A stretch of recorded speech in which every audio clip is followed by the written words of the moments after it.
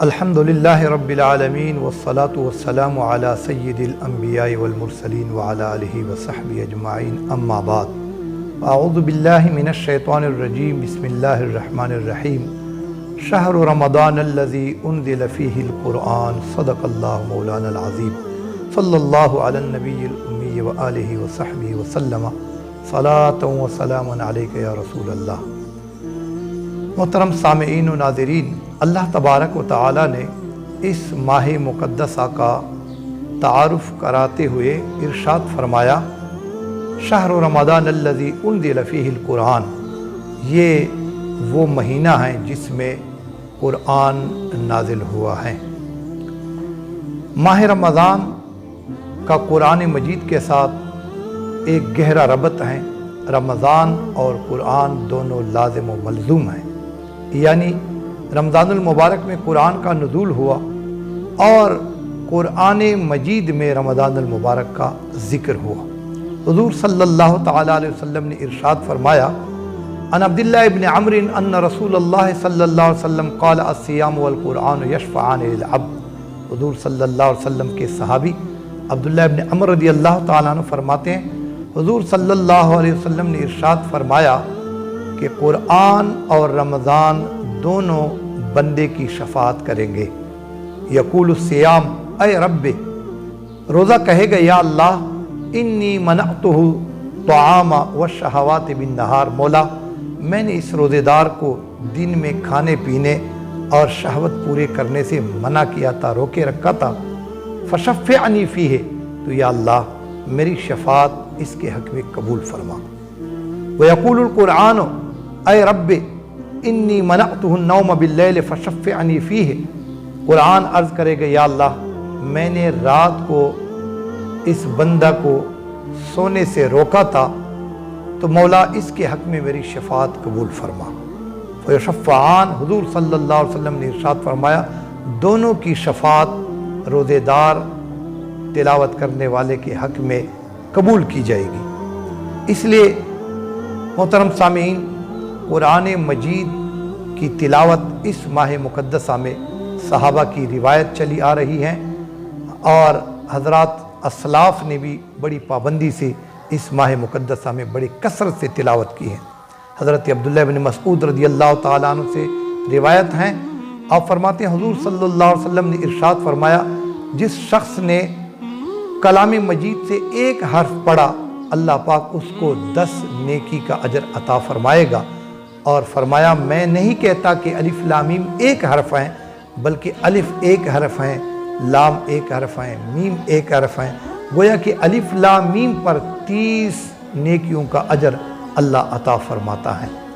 اسی طرح حضرت عبداللہ ابن عباس رضی اللہ تعالیٰ عنہ سے روایت ہے، حضور صلی اللہ علیہ وسلم نے ارشاد فرمایا، جس شخص کے سینے میں قرآن نہ ہو وہ سینہ ویران گھر کی مانند ہے، اور اسی طرح جس سینے میں قرآن موجود ہو وہ سینہ خوشحال گھر کی مثل ہے۔ حضرت گرامی، حضرت ابو سعید خدری رضی اللہ تعالیٰ عنہ سے روایت ہے، آپ فرماتے ہیں حضور صلی اللہ علیہ وسلم نے ارشاد فرمایا قرآن مجید کی فضیلت میں کہ اللہ تبارک و تعالیٰ ارشاد فرماتا ہے،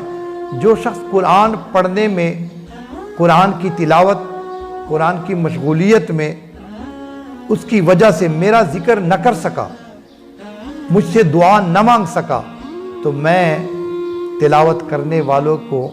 دعا کرنے والوں سے زیادہ عطا کروں گا۔ اور فرمایا کہ قرآن مجید کی فضیلت باقی کلاموں پر ایسی ہیں جیسے اللہ تبارک و تعالیٰ کی فضیلت مخلوق پر ہے۔ اس لیے قرآن مجید وہ مقدس کتاب ہیں اور اس مقدس مہینے میں اتری ہیں، اور ہم اگر اس میں پڑھیں گے تو نور علی نور ہوگا۔ حضرت عبداللہ ابن عمر رضی اللہ تعالیٰ عنہ بیان کرتے ہیں کہ حضور صلی اللہ علیہ وسلم نے ارشاد فرمایا 2 خصلتوں پر رشک کرنا جائز ہے، ایک اس شخص پر جس کو اللہ نے مال دیا ہے اور اللہ کی راہ میں خرچ کرتا رہتا ہے، اور ایک اس شخص پر جس کو اللہ نے قرآن پڑھنے کی توفیق دی ہے، قرآن دیا ہے اور وہ قرآن کو پڑھتا رہتا ہے۔ ان دونوں پر رشک کرنا شریعت میں جائز ہے۔ حدیث پاک کا مفہوم ہے، حضور صلی اللہ علیہ وسلم نے فرمایا جو شخص اللہ سے ہم کلام ہونا چاہتا ہے تو وہ قرآن کی تلاوت شروع کرے۔ اسی طرح حدیث پاک میں ہے کہ حضور صلی اللہ علیہ وسلم نے فرمایا قرآن مجید کے ختم پر 60,000 ملائکہ پڑھنے والے کے لیے دعائیں کرتے ہیں۔ قرآن مجید وہ کلام ہے کہ جس کی کسی ایک سورت کے ساتھ اگر ہم محبت رکھیں تو حضور صلی اللہ علیہ وسلم نے ارشاد فرمایا قیامت کے دن وہ سورت اس پڑھنے والے، اس محبت کرنے والے کے لیے مشخص بن کے آئے گا اور اس کی شفاعت کرے گا۔ وہ دن جس دن میں کوئی یاری نہیں کرے گا، جس دن میں دوست دشمن بن جائیں گے، باپ بیٹے سے دور ہوگا، ماں بیٹی سے دور ہوگی، وہ دن اذا زلزلت الارض زلزالہا واخرجت الارض اثقالہا وقال الانسان ما لہا، جس دن میں زمین میں زلزلے بپا ہوں گے اور زمین اپنا بوجھ باہر نکالے گی اور انسان بھی پکارے گا یہ کیا ہو گیا۔ ایسے مشکل لمحات میں بھی قرآن کی وہ سورہ یاسین، وہ سورہ ملک، وہ سورہ اخلاص جس سے ہم نے دنیا میں محبت کی ہو، وہ ہماری شفاعت کے لیے میدان میں آئے گا اور ہمیں کہے گا خوف نہ کر، میں اللہ کے حضور میں تیری شفاعت کرتا ہوں۔ حضرات محترم، حضور صلی اللہ علیہ وسلم کی حدیث مبارکہ ہیں، صرف سورہ اخلاص کی یہ شان ہے۔ قل هو اللہ احد کی حضرت انس رضی اللہ تعالیٰ عنہ روایت کرتے ہیں، ایک شخص حاضر ہوا اور عرض کرنے لگا یا رسول اللہ مجھے اس سورہ اخلاص سے بہت محبت ہے، میں اسے پسند کرتا ہوں۔ حضور صلی اللہ علیہ وسلم نے ارشاد فرمایا اس کی محبت تجھے جنت میں داخل کرے گی۔ سورہ اخلاص ایک بار پڑھنے سے 10 پاروں پڑھنے کے ثواب اللہ تبارک و تعالیٰ عطا فرماتا ہے اور 3 بار پڑھنے سے پورے قرآن پڑھنے کا ثواب اللہ تبارک و تعالیٰ عطا فرماتا ہے۔ اسی طرح سورہ یاسین شریف ایک بار پڑھنے سے 10 قرآن پاک پڑھنے کا ثواب اللہ عطا کرتا ہے۔ اور سورہ فاتحہ شریف وہ صورت ہے اس قرآن مجید کی کہ حضور صلی اللہ علیہ وسلم نے حضرت ابی بن کعب کو فرمایا اے ابی میں تجھے ایسی صورت نہ بتاؤں جس کی مثل نہ تورات میں نازل ہوئی، نہ انجیل میں، نہ زبور میں اور نہ فرقان میں، باقی قرآن میں اس کی مثل کوئی ہو سکتی ہے، اور وہ صورت سورہ فاتحہ ہے۔ بڑی کمال کی صورت ہے۔ جس قرآن کی ایک صورت کی شان یہ ہو تو پورے قرآن کی کتنی فضیلت اور عظمت ہوگی۔ آئیے ہم اس ماہ مقدس میں کثرت سے تلاوت کریں۔ امام اعظم ابو حنیفہ جو ہمارے امام ہیں، جس کی تقلید میں ہم نماز روزے ادا کرتے ہیں،